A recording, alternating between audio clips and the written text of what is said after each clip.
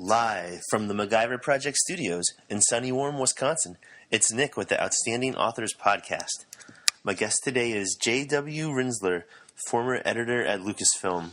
He's written several books related to Star Wars, but today I'm going to talk to him about his book called The Complete Making of Indiana Jones.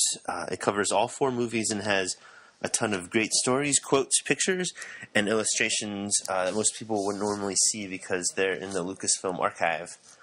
I'm a huge Indiana Jones fan and have been ever since I was a kid. I think The Last Crusade is one of the best movies of all time, and I love Temple of Doom. And Raiders of the Lost Ark is great too. Crystal Skull, on the other hand, I'm not a big fan of. Back to JW, you can visit him online at www.jwrinzler.com and follow him on Twitter at jwrinzler. And after I'm done talking to him, I'm going to bring on my childhood friend, Joe Passman, also a big Indiana Jones fan, and we're going to talk about the movies. But for now, let's call JW. Hi, JW. Hi, yeah. Hi, this is Nick. Yeah, how are you?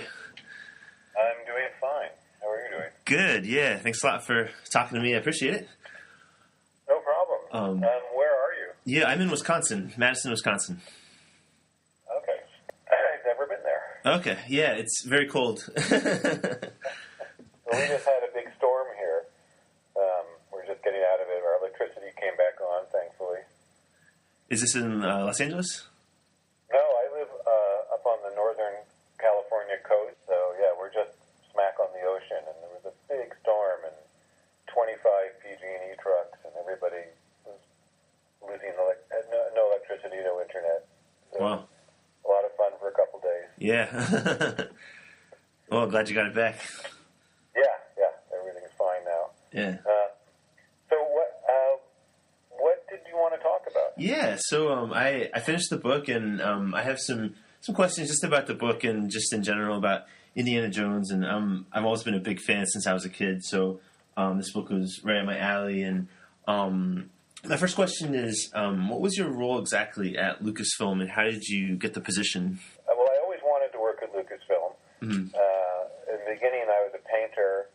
I'm going to give you the long answer. Sure. And I thought, boy, I'm sure I could work at ILM. Or I wasn't sure, but I thought I could. And I sent them something in the late 80s. And they basically wrote back nicely and said that they preferred people with talent and experience. So then I went and lived in France. Not as a result of that, but I lived in France for a number of years. And I came back in the late 90s. And around 2000, I applied again to different jobs there because it was still a dream of mine to work at Lucasfilm. And that time I had become an editor, and it turned out they needed an editor. And there was just an online classified. It's funny, things change. It was very easy in 2000, 2001. They just had their website, and they were just listed there. And you didn't have to search for them or anything. It was very easy to see what they had. And I applied for a number of jobs and didn't get them, and finally interviewed with Lucy Wilson, who is the first Lucasfilm employee who started back in 1974. And she hired me as the nonfiction editor, and that was at Skywalker Ranch. And, it turned out that nonfiction meant behind the scenes and making of books and all the stuff that I'd always been very passionate about. And so, it was just a good fit. But I wasn't supposed to write anything when I was hired at first. That came later. And where is all the archival material located, and how is it organized? Is it at Skywalker Ranch? Well, that's the thing. That's why really only somebody who works there could sort of pull all this stuff together. Yeah. Anybody coming from the outside wouldn't, and now it's impossible, basically. But when Lucasfilm was Lucasfilm, one thing kind of led to another. First, I found out about there's the basic art archives that most people know about at Skywalker, which is the models and the two-dimensional art, and that's where all the Ralph McQuarrie paintings are, and the Joe Johnston storyboards, and the model shop maquettes, and the Ark of the Covenant and things like that, and the costumes and everything. But then I knew there was the library, and the library had sort of a series of archives, and they have their own sort of file archives, clipping archives, and then there's their production archives, which are in another building, which are just looks like an Indiana Jones thing with all of the boxes and boxes and boxes. And there's a picture of it, I think, in the John Knoll book that we did, The Worlds of Star Wars. And then it turned out there were the legal archives, and those I couldn't really go through, but I could ask people if I was looking for things. And then there was the licensing archives, which are in another place.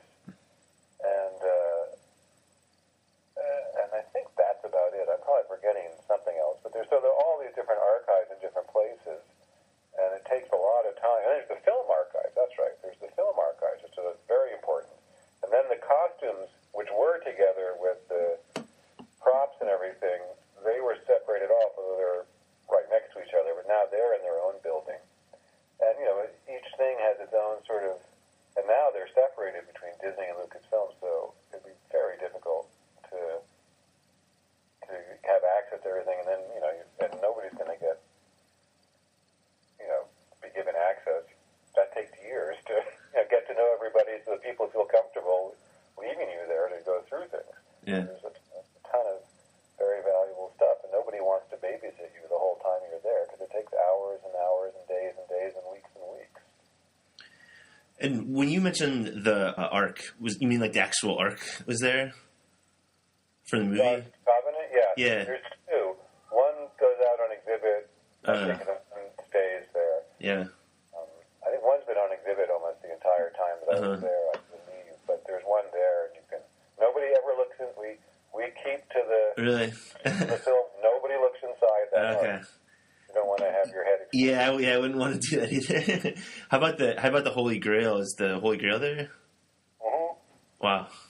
Excuse me. Yeah, there are quite a few Holy Grails. Yeah. More than one. It's a little bit different from the film. There's a lot of props are done in series, so there's quite a few Holy Grails and bad Holy Grails. Yeah. Right. And the cross of the whatever from I can't remember the cross. Oh, the cross of Coronado. Coronado. Yeah. There and Wow. and the painting of the medieval knight walking across the. Mm-hmm. Uh-huh. I mean, basically, some things, of course, have disappeared or fallen apart, but a lot of that stuff is there. That's awesome. That's really cool. So yeah, let's get into the book a little bit and the movies. I thought it was interesting that he originally had the name as Indiana Smith, and that's kind of hard to picture. I think they made the right choice changing it to Jones. Yeah, and also Tom Selleck was going to be Indiana Jones. Right. So, it's those happy... Tom Selleck's a good actor and everything, but it's always funny to see how things might have been, and little left turns, little right turns change things in a big way. And we wasn't going to cast Harrison Ford in it either, because he'd already used him twice, or 3 times. Yeah, in fact, that's actually going to be my next question. I was curious what you thought about you think it would work with another actor, because it seems like Harrison Ford was right under their noses, but Lucas didn't want to use him because he'd already, like you said, he already worked with him and didn't want to be, I guess, maybe associated with him for every movie. Right. But it was meant to be. Yeah. So he bowed to the pressure of Spielberg and Kathleen Kennedy, or Frank Marshall, I think, more like Frank Marshall, and because at that time Kathleen Kennedy was just Spielberg's assistant, and they were able to persuade him, and boy, was Harrison Ford great. He's a great actor, and then he's also a great physical actor. All the punching and getting punched and jumping and leaping. There's a lot of acting involved in all of that. And when you mentioned the archives, I was curious if there are deleted scenes there. Like in the book, you mentioned the scene in Raiders when when Marcus comes in and he's lounging in a bathrobe, and the book said that there's actually a deleted scene where one of the co-eds from the college is over there with him. And do those scenes exist anywhere? Like, have you actually seen those? Well, it's been a while since I wrote the book. Yeah. I don't know which scenes were actually filmed. Okay. There were a lot of things that were written in a script that never got to the filming stage. I think pretty much all the deleted film scenes have been put out on the DVD. Okay. I doubt there's anything left that they haven't plundered. Okay. Yeah. I also wanted to ask you about about just the use of CGI, and one thing that I was struck by when reading was just the amount of effort that it took, like in the early '80s, to hit certain shots. Like, for instance, with the snakes, Spielberg had a couple thousand snakes, but it ended up not covering the floor in Raiders of the Lost Ark, and so he said, let's get another 7,000 snakes. And just the whole process that you explained is really kind of amazing, with just the work involved in getting a snake expert and getting them shipped, and it makes me think that, like, it kind of almost gives me an appreciation for, like, why they do CGI, because it would just be so much easier.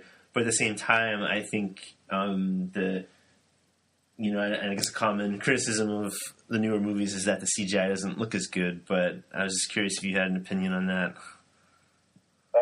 Sure. I mean, what I always tell people is what I learned from John Knoll. Do you know who he is? No. Okay, so John Knoll is a key, or was a key, visual effects supervisor at ILM. He's now the co-president of ILM. And he's the co-creator of Photoshop with his brother Thomas Knoll. And he's just a very, very smart guy. And he worked on the Pirates of the Caribbean movie. He was a visual effects supervisor. And we wrote a book together. Well, it's really his book. I helped him write it, where he talked about all the sort of sets, the meeting of the sets with visual effects throughout Star Wars. And he was the effects supervisor on the episodes 1, 2, and 3. He's the one who was sort of enabled the pod race to actually be made by coming up with a way of doing it. And he had help, of course. And he told me that, if you really want to do visual effects effectively, you have to combine all the tricks. You can't just rely on CGI, because even back when you first started, you can tell, the audience can tell, depending on their sophistication, that it's animation, basically. And so you kind of automatically pull back emotionally because you know it's not real. Mm-hmm.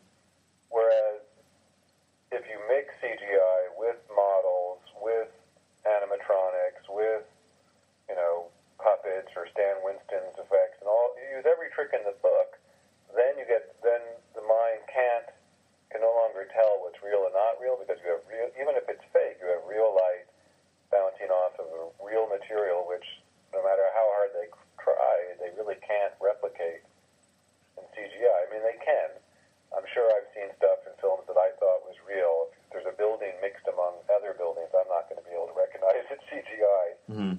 But when it's snakes, to get back to your question, you can kind of tell when snakes aren't real. And if you just have a sea of CGI snakes and the actor's not reacting to any real snakes and no light is hitting any real reptilian skin, it's just not as good. Mm-hmm. You could have CGI snakes, in the background or whatever, instead of getting another 7,000. But I think you do need to have that 2,000 or 200 or whatever you need to make the shot feel real. Yeah. Although even in the day, I think I remember even the first time I saw Raiders, you could tell there was plastic between Harrison Ford and the Cobra. Oh yeah, the little reflection, right? Yeah, you could see that reflection even when you first saw the film. Right. And now you could take that out. Right. So CGI is, it's the natural evolution of film, but it's a tool just like any that can be really misused, and I think it really is misused most of the time these days, it seems to me. And then moving on to Temple of Doom, I personally love Temple of Doom. It seems like Spielberg isn't really that fond of it, though. He mentions how he met Kate Capshaw out of it, but other than that, do you get that impression too, that he's just not really wild about Temple of Doom? Well, I've never spoken to Spielberg about it. Okay, yeah. From reading the interviews at the time, he and George seemed to kind of write it off a little bit as being this representative of this bad period they're going through with breakups and divorce. Mm-hmm. So maybe it's just they associate it with not being very happy at the time. But if you didn't know that, if you just watched Temple of Doom, I mean, it's a fairly dark film, and, it earned PG-13 with the... I remember being very shocked when the bad guy pulls the heart out of... Yeah. I've never seen that in a movie, even an R-rated movie. So it is kind of dark, but on the other hand, Spielberg, Indiana Jones frees a bunch of children, which is very Spielbergian, and he becomes the father figure, and he gets the girl at the end, and he rises above his more baser instincts of fortune and glory. So I don't know how dark it is. It's certainly not PC. You could never make that movie today. Yeah. There's a movie, a really un-PC movie called The Mask of Fu Manchu with Boris Karloff, Mm-hmm. which was nobody, I don't think, going to, and I don't know that they actually saw it, but it seems very Indiana Jonesy. If you really want to see a strange movie, it's got Myrna Loy in it and Boris Karloff, and it's made in 1932, and it is unbelievably xenophobic. Yeah. But weird, good in a weird way. Mm-hmm. Yeah, then moving on to Last Crusade, I've always loved the opening where he's a younger kid, and I think it really just sets up the whole movie and is just really, really well done. And in the book, you said that it was actually George Lucas's idea to do that, and he pushed for that. Do you have anything else about The Last Crusade that really stands out to you or that you really enjoy about the movie? Well, I think Last Crusade, arguably is the best one of the first one. I do too. Yeah, I agree with you. I mean, it's one of those, it's rare in that the third one, Yeah. at least even if you don't, some people will just absolutely go for the first one. Hardly anybody's going to go for the second one. Mm-hmm. But the third one was so great. Yeah. And it had so many, and the beginning part with the circus train, it's so great. And that was Spielberg's idea to cast Sean Connery as Indy's father. I mean, that just elevated it to a whole nother level. Yeah. I mean, that was so good. And, Yeah, absolutely. So well written. And ILM was just at the top of its game. There was nothing they couldn't do at that point. So it seemed like a perfect place to end the series, too. But then they made a fifth one, and apparently they're going to make a fifth one. Right. Yeah, and so moving on to Crystal Skull, how do you think George Lucas feels about it? Because at least for me personally, like I haven't really talked to anybody who really liked it except for my mom. I think she liked Karen Allen and some of the dialogue between them. But most of my friends and people I've talked to are not big Crystal Skull fans. But in just reading about it online a little bit, it seems like there are some critics and some people who liked it. But has there been kind of a backlash similar to the more recent Star Wars movies, or is George Lucas?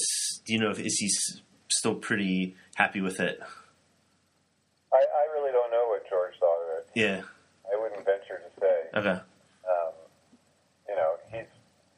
He's not afraid to be critical of something if he thinks it didn't come up to snuff. But he probably would have said so in public.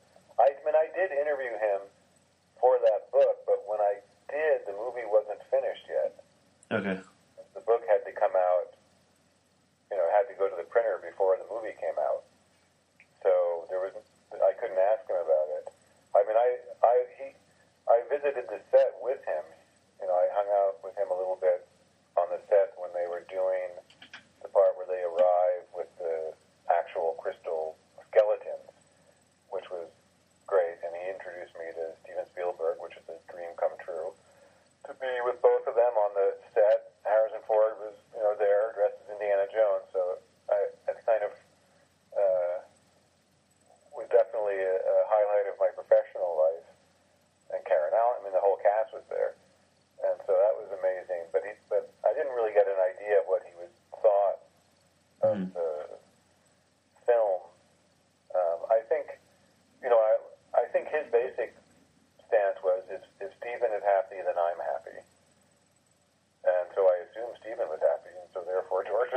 Okay. I mean, personally, I really enjoyed the first half hour of the film, and then it kind of fell off. Mm-hmm. I didn't mind the nuke the fridge part. I thought that was funny. Because even in Temple of Doom, where they jump out of the plane with a raft, I mean, who's going to survive that? But, Right. The movies are not to be taken completely seriously. Right. And, but then I thought the plot got kind of messy around the halfway end point and so on. Yeah. I personally would have preferred if it had been more, like if it's made in the 50s, let's do UFOs full throttle. Let's not pull back. Mm-hmm. Yeah, for me, my biggest issue with it, and I just watched it maybe like 4 days ago for the first time in quite a while, and I just felt like there weren't enough like fun rewatchable moments. Like in any of the first 3 movies, I can pick scene after scene where it comes on. Like if I'm flipping channels and like this part is on, I'm gonna watch it because I really enjoy this part. But I just felt like there weren't enough moments that I can look back and think, oh, this was a great moment that was really fun to watch. Well, I think what can happen, and happens to a lot of people when they're working in, James Bond or, I don't know about James Bond, but if when you're making movies or working on something that already has an illustrious past, there's a great temptation to kind of redo and imitate what was already done. Yeah. And that leads to disaster, or just a very sense of redundancy.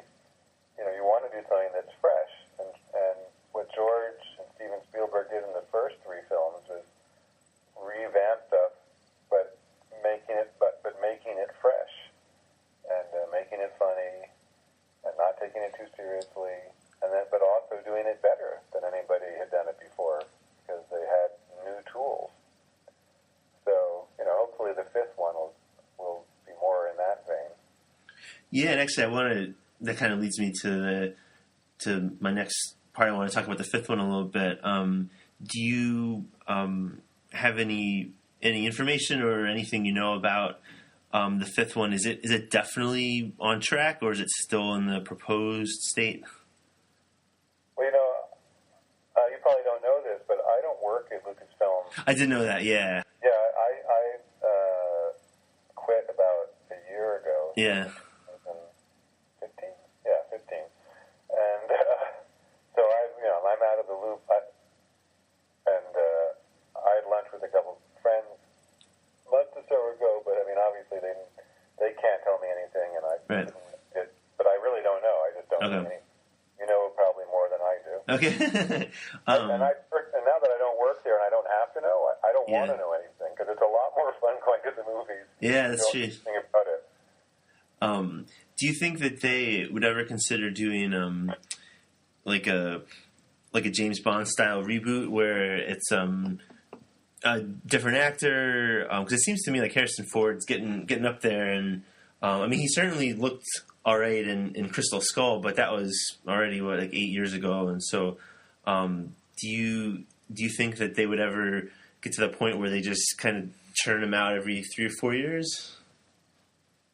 Yeah, it's just one of those things. As long as people keep paying to go see the movies, and they're profitable, they'll keep making them at whatever rate they think they can sustain, because they have a slate of movies, and there's product related to it, and so it's really just a question of how successful they are. I mean, obviously they can't stop Harrison Ford's aging process. Right.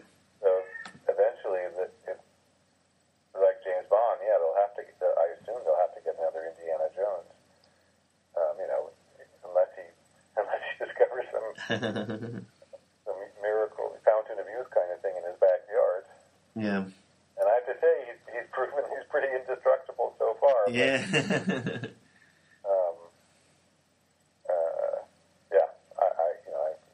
Your guess is as good as mine. Okay. And then George Lucas, how closely did you work with him, and do you have any good behind the scenes George Lucas stories? I have lots of stories. I worked with.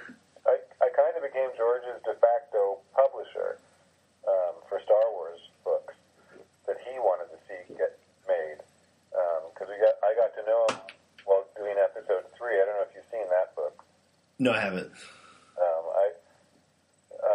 I spent 3 years following him around and wrote the making of Episode 3, which came out in 2005.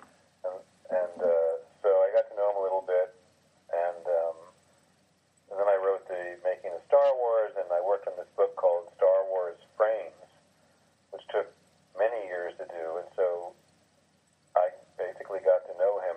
You know, I was always just an employee, but one of the employees, he would pick up the phone and call if he had an idea for a book, or the only one if he had an idea for a book. And he had an idea for 5 or 6 books, and so he did them all and worked very closely on those books. You know, he was very involved. So, I mean, yeah, I got lots of George stories. Is there any particular subject you want to read about? Yeah, or I guess maybe just like I don't know, maybe something that kind of illustrates his character, his personality. Let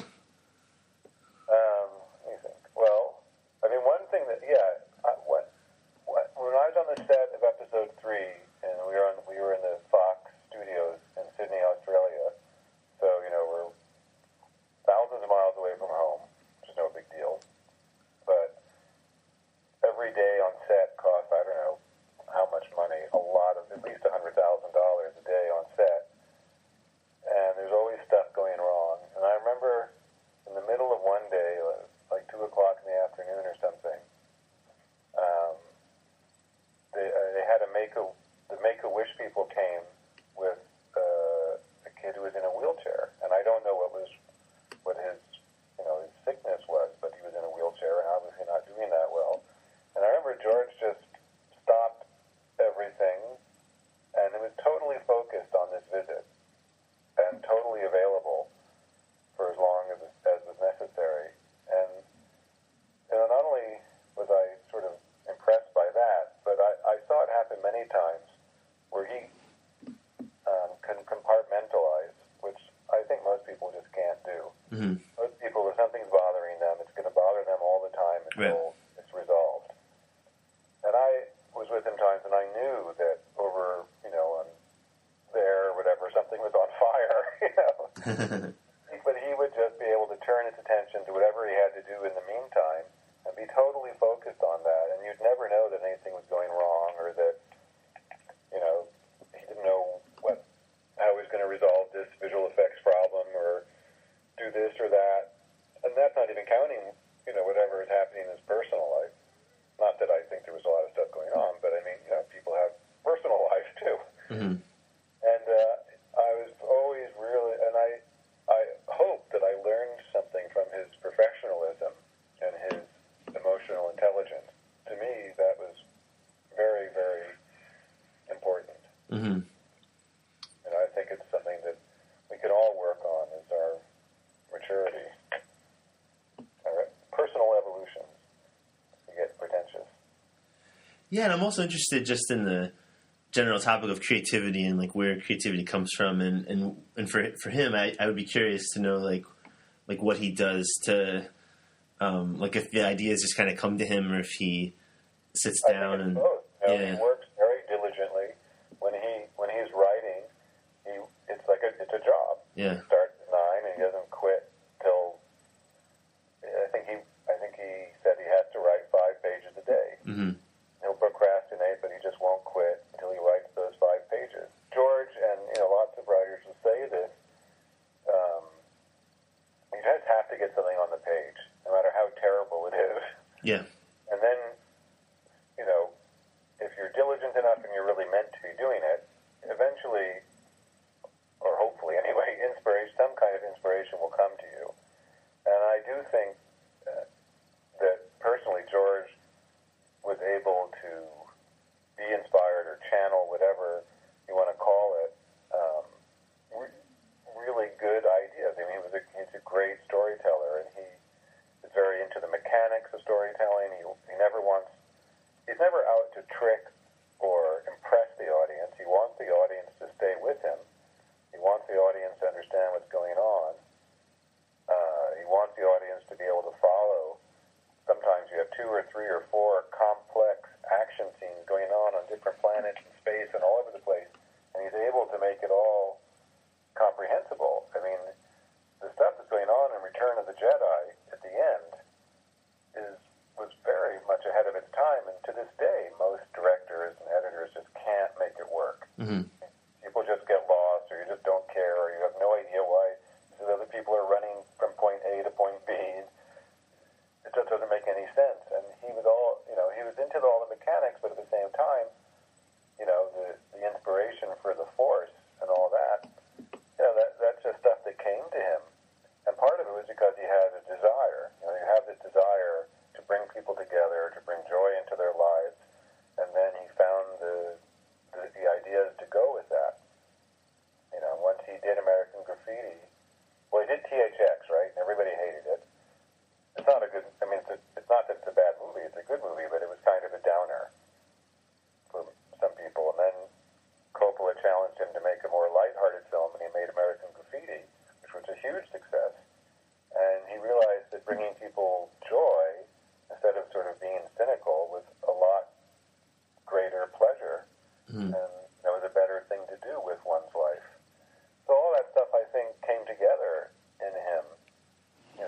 And so the creative process is always sort of a combination of very hard work and the occasional moment of inspiration.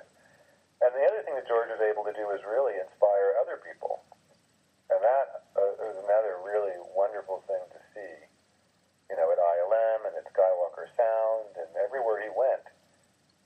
He's not like he's not even giving people pep talks. There's just something about the way he is that makes people want to do their best.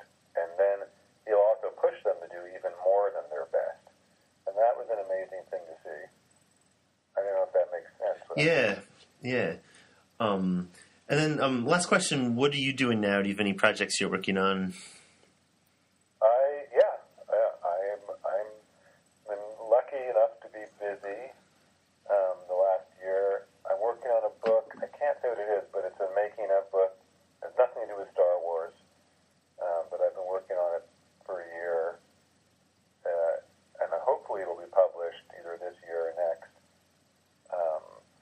So I've been doing that, and I finished a novel, which I'm now shopping around. I just got an agent, and it's a sort of a historical fiction novel, which I was working on somewhere around 3 to 5 years. Okay. So that and other things, but I have nothing that I can talk about. Not that anything's great secret. Right. Be whatever is secretive, but I just can't mention it because marketing departments would be upset. Yeah. But yeah, I'm just writing now. I'm not editing anything. I'm just writing, and I'm freelance, and I really enjoy not having to do 200 emails a day. What is the time period of your historical novel? It's basically the last century. Okay. Doesn't go back that far. Mm-hmm. Hopefully I can announce it pretty soon. Yeah. As we get a publisher, although they might have other ideas. Okay. But it's a saga. It's really, I'm very excited about it. I mean, I think people are going to really like it when it comes out. Hopefully you'll get a copy. Cool. Yeah, definitely. I'll keep my eyes open for it. And yeah, I really appreciate your time. Thanks for talking. And okay, no problem. It's great talking about chatting. Yeah, a lot of fun. Okay. All right, take care. Take care. I hope it doesn't get too cold. Yeah, thanks. All right, bye-bye. All right, bye. So now I'm going to call my friend Joe Passman. I've known him since kindergarten, and we've been friends ever since, except for the time in 3rd grade when he challenged me to a fight on the playground. I'd done something to upset him during lunch, and he told me to meet him by the merry-go-round at recess. We met up, and he said that since I was such a chicken, he'd give me another chance. But fortunately, we've patched up our differences since then, and I actually saw him for the first time in a long time just a few weeks ago. So here is my conversation with him. It's cool, after not talking to you for years, now all of a sudden it's like twice in like 2 weeks. It's crazy. But yeah, so I just, I'm doing this Indiana Jones podcast, and I have some important questions for you. My first question for you, just so the people know a little bit about who you are. So, you're an Iraq War veteran. You're a PhD candidate. You're a husband. You're a father. On a scale of 1 to 10, how disappointed are you that you haven't done more with your life? I don't know. It's probably about as disappointing as the last Indiana Jones movie. Oh, okay. Yeah. I was going to ask you about that, but yeah, we'll definitely get to that. Okay. So yeah, and you're also, I didn't mention, but you're also an Indiana Jones expert fan. Okay, I'm going to start off with my most important question here. Okay. One day a mysterious stranger shows up on your doorstep, and he offers you unlimited fortune or unlimited glory. Which one do you pick? Let's see. I think I would punch him in the face. Okay. It's a good answer. Indiana Jones didn't tell short rounds. The reason why they were doing this was for either fortune or glory. He showed short round, but the two have to be maintained together. Okay, very good. So you passed your first test. Now the second test. Do you typically spell Jehovah with a J or an I? Oh my gosh, I can't tell you how many points at which I've gotten in trouble with this. Yeah. I make the wrong choice first, but then I climb back up, and I go with the I now. Okay, that's good. Yeah, I go with the I now. Yeah, I'm sure it comes up a lot in your Chinese studies. Oh yeah. Yeah. And then another rapid fire question: what was Germany's biggest mistake, historically speaking? Was it declaring war on the U.S., on Russia, or on the Jones boys? Well, I'm a PhD student in history. Yeah. And I know that a lot of historians generally would answer that with Russia. Mm-hmm. But you never start a two-front war, like Bismarck had always said. And then you never attack Russia, ever. But, that's from one historical perspective. Okay, maybe most historical perspectives on actual history. But I think it's clear, if you actually pay attention to the movie, Germany's biggest mistake was declaring war on the Joneses. Yes. Not to mention also opening up the Ark of the Covenant and melting, getting melted by it. So. Yeah, that was a big mistake. Also, I agree with that. So, what was your favorite movie of all the four? I think Raiders of the Lost Ark. Okay. It's my first. Yeah. First choice. And favorite scene? Well, here's the thing. I think favorite scene has to be in Temple of Doom on the bridge, which I have often said, I don't know, I really, but it's one of the greatest scenes in movie history, where they're on the bridge scene, and the thuggies are coming across both ends of the rope bridge, and Indiana starts to tell the girl in short round to move back, and he starts to wrap his leg around the roping and lifts up the machete and basically says, "Kali, I'll see you in hell." No, what are you doing? What are you doing? Exactly. It's one of the greatest scenes maybe ever made. He's not nuts. He's crazy. Exactly. Yeah, that is a great scene. Yeah, I'd say so. How about Crystal Skull? Would you say it's a great movie or the best movie you've ever seen? Let's see. I would say it's a great waste of resuscitating a great series. I mean, what a waste. I mean, yeah, a great waste. Mm. And why is that? Well, we've discussed this before, but I mean, one of the great things about Indiana Jones is archaeology. Mm. That he's going to look in the ancient origins of humanity, and he's going on these adventures. And sure, supernatural stuff kind of happens, like when they open up the Ark, but that was directly tied to some sort of historical thing. And by historical, I mean we have written accounts of the Ark of the Covenant and all that stuff, and those written accounts also have what we would call supernatural things going on, and that was awesome. They kind of brought some of that stuff to life and had a new twist on it.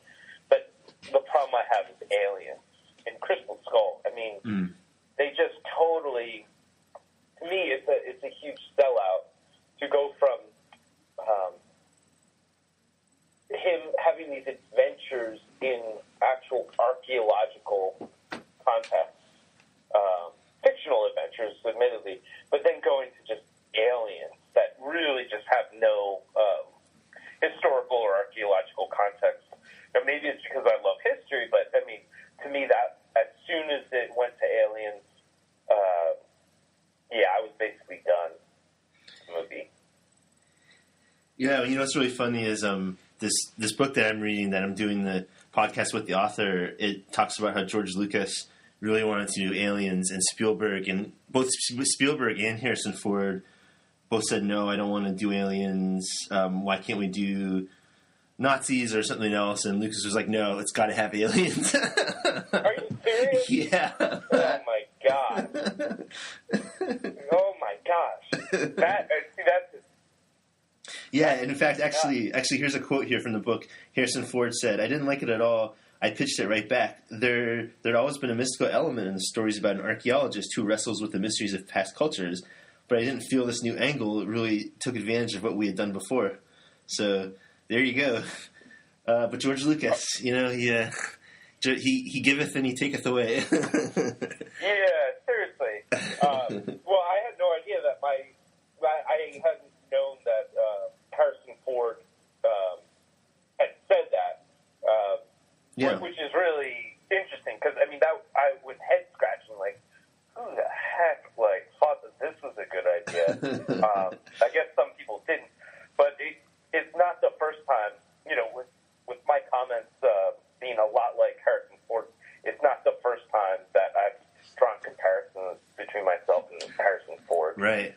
And well, and actually, I'm glad you brought that up, because that leads me to my last question for you, which was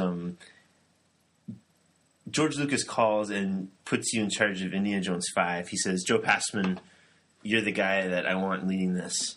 What does Joe Passman do with Indiana Jones 5? Do you have Harrison Ford, a 75-year-old? Do you have a new guy? Do you have both of them? What time period is it? Plot? Tell me your pitch here. Yeah, that's a great question. So, I mean, I would probably want to put it either at the height of World War II, because I think that these, especially Raiders of the Last Crusade, really is still at the very beginning of World War II. It's not pre-war. I think it's just at the beginning of World War II. So I'd either put it at the end, and there's a lot of things that you could do at the end of World War II with all the Nazi looting of art and archaeology and treasures from all these other countries, where all those treasures are kind of in a state of flux. Mm-hmm. Especially at the end of the war, and then maybe early Cold War, where you have sort of these games of cat and mouse with the the Allies, the Soviets, and the beginnings of the Cold War really heating up in the context of all these world archaeological treasures being kind of being up for grabs in a new way. So, yeah, I think I would do that, but I think also an important element would be that there has to be a baton handoff in the next, if there would be a next film, where, we saw in Last Crusade, you saw a little bit about the origins of Indiana Jones, where he gets the whip and he gets the hat from that guy in the opening scene. Right. But I would want sort of like the inverse of that, where a new Indiana Jones kind of gets minted through Harrison Ford's tutelage by the end. So that's kind of where I think I would take it. Yeah, that sounds awesome. I'm kind of in the same boat where, like, I think they should just do it like James Bond, where they just have a new guy. And because Harrison Ford, I think he's 75 by now, and at some point, I think he's just got to move on. I mean, I love him; he's great, did a great job. But and yeah, I like keeping it in that kind of like 30s, 40s instead of making it too much later. Because yeah, there's so much you can do with World War II, and yeah, I think they should keep it there. Yeah, I agree. I mean, and there's something special about this series. Like, yeah. I know the middle one. Sorry. Temple of Doom. Temple of Doom didn't do this, but the other ones, there's just this special thing about hating Nazis. It's just so great. I mean, it's just so wonderfully presented, like that disgust and that hatred of Nazis. And I think that's too good to just give up. And they could even do it even at the end of World War II, like I said, when everything's in the flux, and there's even like the underground Nazi movements trying to like establish some sort of Nazi resistance after Hitler's dead and after they capitulate. But yeah, there's a lot to do. Yeah. There, but I agree. I mean, 30s and 40s is just awesome. Yeah. Now, also, I think with the Crystal Skull thing, they just did so much CGI junk that I mean, the same thing like with the Star Wars movies that came out after the three originals. I mean, I felt like, I don't want to be too flippant about somebody else's work, but I think they were crap visually. Yeah, and it's funny because another thing in this book, Spielberg says how he wants to make a... Actually, let me see if I can just find it real quick. But yeah, he basically says like he wants to make a movie that looks real and like old school, non CGI, and yeah, it's like after watching Crystal Skull, because I just watched it a few days ago to remind myself because I hadn't seen it in a while, and it's like yeah, I must have been watching a different movie because yeah, it looks very fake. Yeah.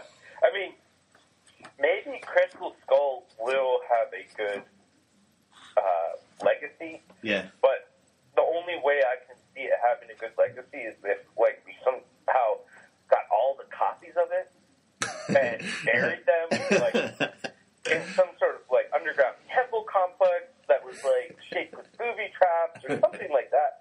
And maybe, like, 1,000 or 2 years later, some intrepid archaeologist / action dude has the guts to revive this thing or to get it.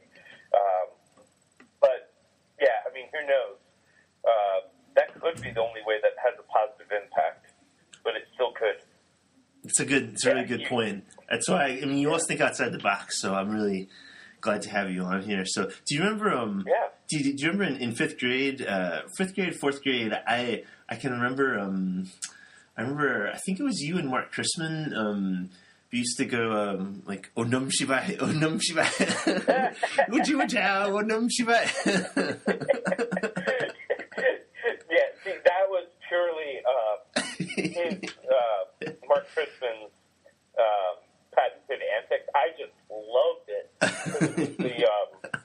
it was a reference that I love to Indiana Jones, but how he would just break it out in the middle of like music class with the teacher. Let's just call him Teacher K, and how he would just harass him with like psychological warfare mind games, and just how flustered this music teacher was when you have this elementary school kid just jump up all of a sudden and start saying, thuggy mantra, and that he has no idea where this is coming from. So it was awesome. Cool. Well, yeah. Well, thanks for your time. That was fun. I will send this to you once it's ready to go, and you can listen. You can share with all your friends, your students. Yeah. But yeah. Yeah, that would be great. Appreciate it. Thanks for having me on. Yeah. And, I don't know. Maybe if this PhD thing works out as a PhD in history, I'm sitting actually in my little office, literally with mountains of books. Uh-huh. But maybe I'll get out of the office too and have some wacko adventures. To it, who knows? I might just show up at your place of work one of these years and just say, Nick, I'm recruiting you for a team. And I'm in. You're in? Yeah. Okay, Does your college have a museum? Yeah, it does. Okay. But, there's all this underground stuff.